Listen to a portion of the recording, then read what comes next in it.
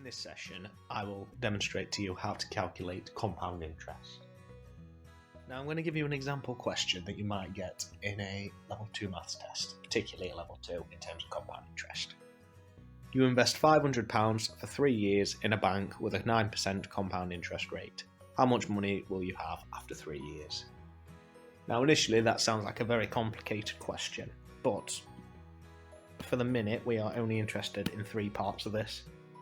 £500, 3 years, and 9% compound interest. They're the only 3 figures we're interested in at the moment. So £500, 3 years, and 9% compound interest. So I've wrote these numbers down for you now. So £500, 3 years, 9% interest. When you get a question, make sure you take these 3 numbers away.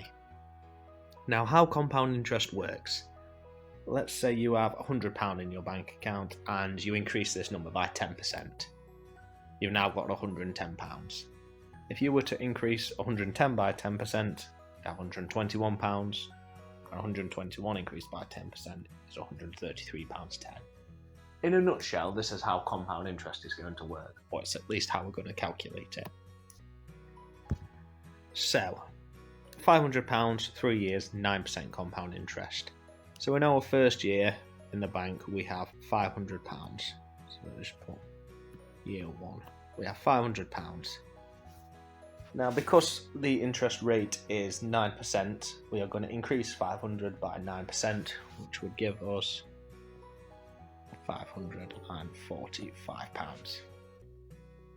So going into year 2 in our investment, we have £545 in our bank account.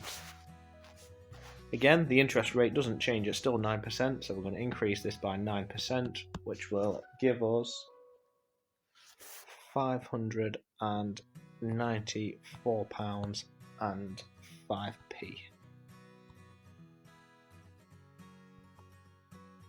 £594 and 5p. So again, it's a 3-year investment as by the question, so we're going to go into year 3.